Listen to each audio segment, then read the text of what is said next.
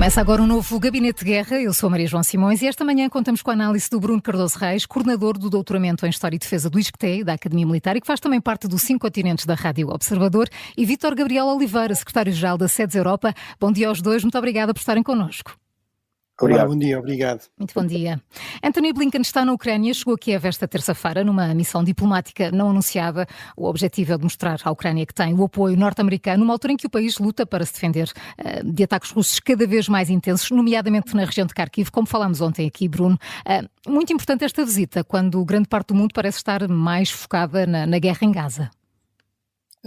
Sim, mas João, acho que é importante, acho que corresponde exatamente a uma mensagem de solidariedade dos Estados Unidos, que, enfim, o aspecto mais importante foi todo aquele esforço para se aprovar o pacote de ajuda, em que a administração Biden se empenhou muito, portanto isso foi realmente a prioridade, mas apesar de tudo estes gestos são também importantes e também é para isso que serve o Ministro dos Negócios Estrangeiros, como sabemos no caso dos Estados Unidos, a designação formal é secretário de Estado, mas também é para isso que serve Anthony Blinken, não é? E, portanto, é verdade que ele se tem deslocado muito mais ao Médio Oriente, tem feito aquela diplomacia vai e vem, não é? Entre as várias capitais, e portanto, porque é uma crise realmente em curso, envolvendo múltiplos atores, vários países em que os Estados Unidos têm influência, mas é importante que de vez em quando também vá realmente à Ucrânia para passar esta mensagem de solidariedade. Vítor, esta é a quarta visita do secretário de Estado norte-americano à Ucrânia desde o início da guerra em 2022 e acontece depois dos Estados Unidos terem aprovado o pacote de ajuda militar de quase 60 mil milhões de euros. Os Estados Unidos, acima de tudo, já perceberam que há sinais claros na Europa num período pré-eleições, portanto, isto numa visão mais racional do tema, não é? Portanto, num período pré-eleições e na União Europeia, que há receios claros de que os Estados Unidos possam não ser o aliado que eram no período pós-eleitoral, portanto, e Anthony Blinken sabe isso, ou seja, os Estados Unidos deram bastante enfoque, como dizia o Bruno, mesmo há pouco, deram bastante enfoque à guerra no Médio Oriente nos últimos meses, porque tem aí muitos interesses, nomeadamente económicos e nomeadamente marítimos, com as passagens de muita das commodities internacionais e etc. E tem muita pressão internacional para que esse conflito possa terminar, mas já perceberam que descuraram um pouco a questão da Ucrânia. E também Anthony Blinken sabe, e Joe Biden também tem gerido estas duas guerras também para consumo interno, não é? E a guerra do Médio Oriente está a custar mais à administração Biden em termos de visibilidade e em termos de protestos internos. Sei que vamos falar disso mais à frente também, com Trump a cavalgar sobre isso, e penso que esta será uma nova estratégia dos Estados Unidos, talvez nos próximos meses, de virar aqui um pouco a agulha para a Ucrânia, não descurando o Médio Oriente, mas claro, poderá ter um maior enfoque sobre a Ucrânia. Entretanto, esta segunda-feira ficamos a saber que Zelensky poderá vir a Portugal na próxima semana. Bruno Cardoso Reis, pegando na pergunta que o Ricardo Conceição lançou esta manhã na História do Dia, o presidente ucraniano vem agradecer o apoio que tem recebido, vem cobrar ou vem pedir mais, sabendo nós que em cima da mesa estão acordos de segurança?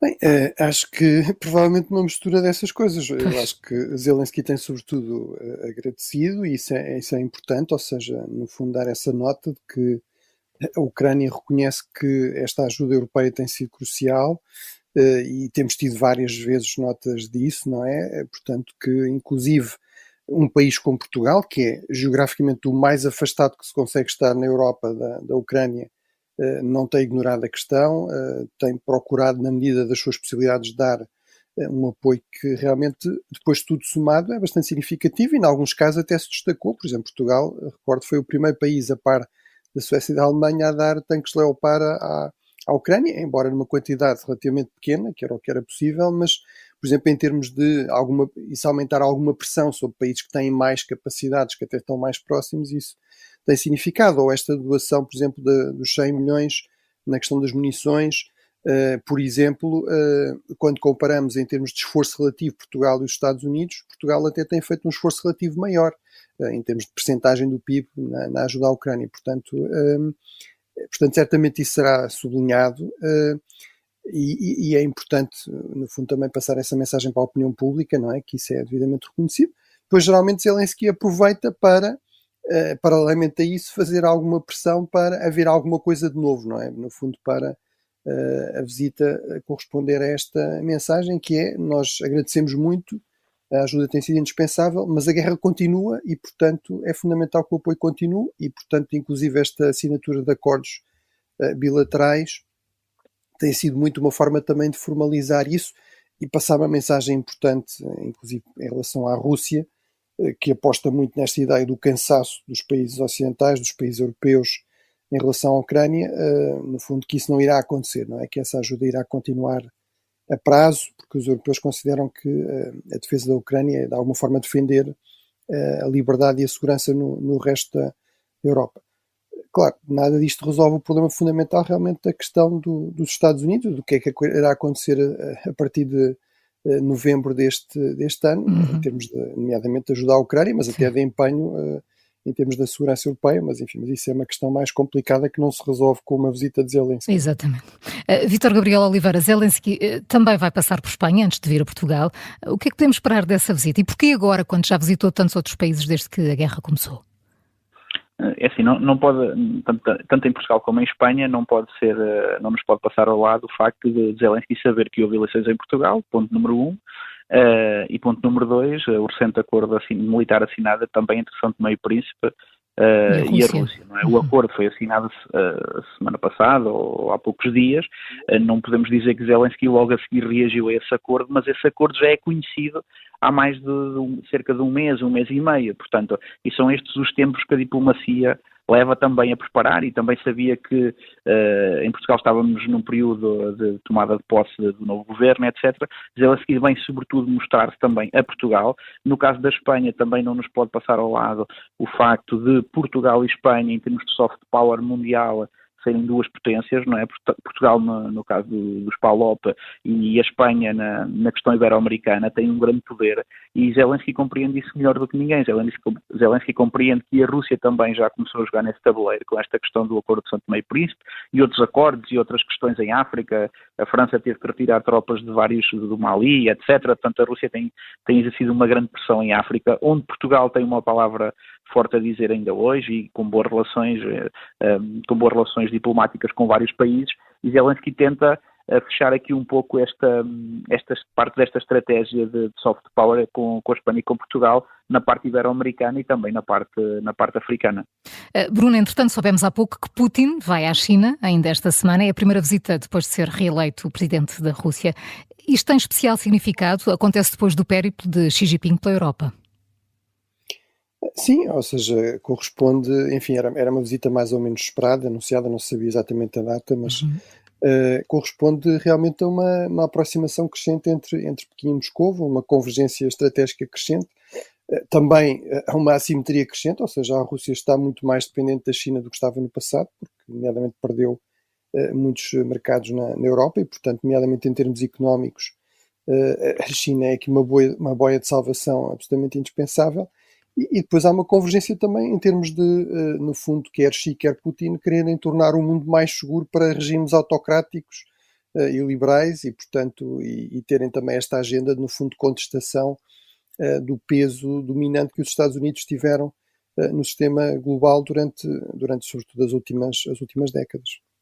Quanto ao Médio Oriente, Vítor, a Casa Branca diz não acreditar que o que está a acontecer em Gaza é genocídio, mas também revelou que Israel ainda não apresentou um plano para proteger os civis. Sobretudo a agenda de Netanyahu não coincide com as agendas ocidentais, não é? Portanto, além da forma como Netanyahu vê o conflito, também na forma como planeia a sua resolução, Israel acredita que o conflito será resolvido pela imposição da sua força e não por um momento de negociação. E essa é também a mensagem interna e é a mensagem que é sobretudo apoiada por setores mais conservadores do governo. Só recordar aqui um ponto que eu penso que é importante. Netanyahu este domingo esteve num podcast portanto, referenciou que já foram mortos cerca de 14 mil combatentes do Hamas e que cerca de 16 mil pessoas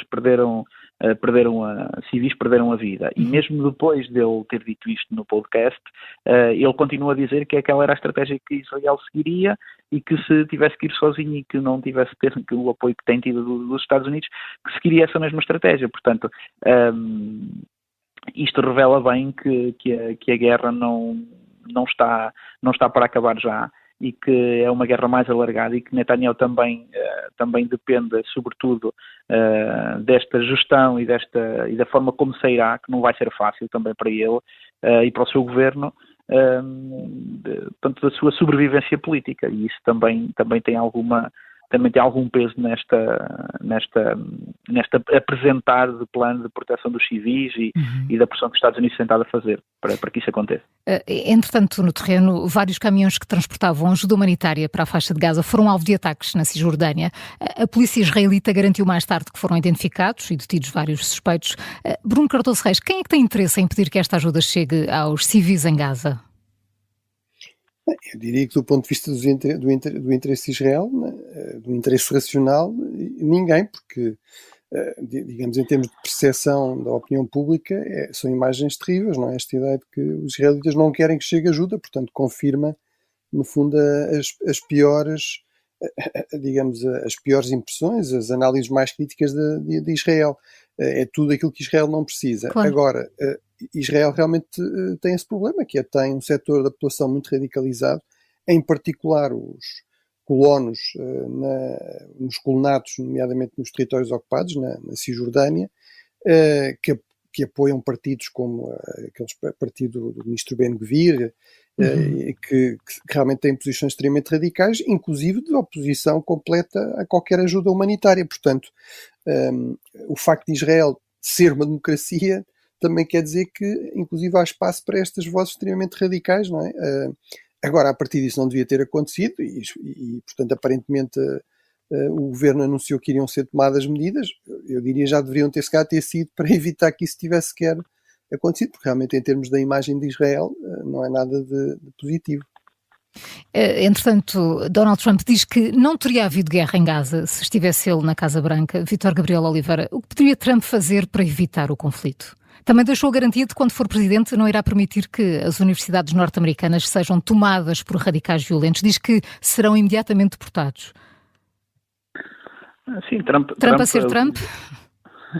Trump utiliza esse discurso, vai continuar a utilizar esse discurso até novembro, até às eleições, vai cada vez mais radicalizar e tentar que isso aconteça de uma forma mais radical, até internamente, favorece-o mais internamente do que a política externa, porque os americanos são muito mais sensíveis à política interna, não é? Como grande parte dos povos, não é? E Trump começa a ver que a guerra em Gaza começa a ter um desgaste direto na administração Biden, e é aí que vai insistir muito mais até do que a guerra na Ucrânia. Ele sabe que quanto mais desgastar a administração, mais sairá em vantagem, nomeadamente nos debates e naquilo que encarará na última etapa, nos últimos 2 meses, portanto, agosto, setembro e talvez princípio de outubro de campanha. Trump acredita ele acredita mesmo nisso, não é? Ele acredita mesmo que o seu poder de negociação, nomeadamente económico, e na capacidade que os Estados Unidos têm economicamente, muitas vezes ultrapassando alguns valores que para as sociedades ocidentais possam até estar mais sedimentados, que com isso conseguiria terminar tanto a guerra na Ucrânia como a guerra em Israel, não é?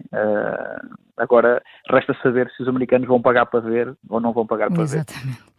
Sobre estes protestos, Netanyahu apelou aos Estados Unidos para que evitem qualquer influência, isto na política externa de Washington, dos ativistas pró-palestinianos nas universidades norte-americanas, que há várias semanas pedem um cessar-fogo em Gaza. Bruno, é um risco que corre ou é inevitável impactar? Bem, eu acho que quer dizer, apesar de tudo, Biden não tem propriamente seguido a linha dos ativistas, não é? Está muito longe de acontecer isso, apesar de ele saber e não poder ignorar isso, que num contexto eleitoral, que apenas 18% dos eleitores democratas é que dizem que continuam a apoiar, no fundo, a continuação da campanha de Israel. Em termos políticos, é realmente uma posição, de política interna, é uma posição muito difícil para Biden, porque apesar de tudo, 18% é pouco, mas é muito, no contexto eleitoral em que as eleições nos Estados Unidos estão a decidir por margens muito pequenas, portanto, também não lhe convém perder esse apoio, não é? Por outro lado, realmente não se pode dar ao risco de hostilizar a maior parte do eleitorado democrata. Pode sempre dizer, bem, essas pessoas à partida, em termos racionais, nunca irão votar em Donald Trump, não é? Mas podem se abster, não é? E realmente parece haver aqui um setor mais radicalizado, nomeadamente jovens, que parecem disponíveis, no fundo, a perder a eleição, vamos dizer assim, a arriscar voltar a ter Donald Trump, com o que isso também significaria por exemplo, à política em relação a Israel, ou à questão palestiniana, ou ao Médio Oriente, em vez de ter, no fundo, para punir Biden por não seguir aqui a linha que eles consideram justa. Portanto, é realmente equilíbrios muito difíceis. Isto para não falar depois da dimensão externa, porque também aí há questões complicadas. Os Estados Unidos estão a fazer uma pressão sem precedentes sobre Israel, inclusive, no fundo, suspendendo o fornecimento de armamento mais ofensivo, né?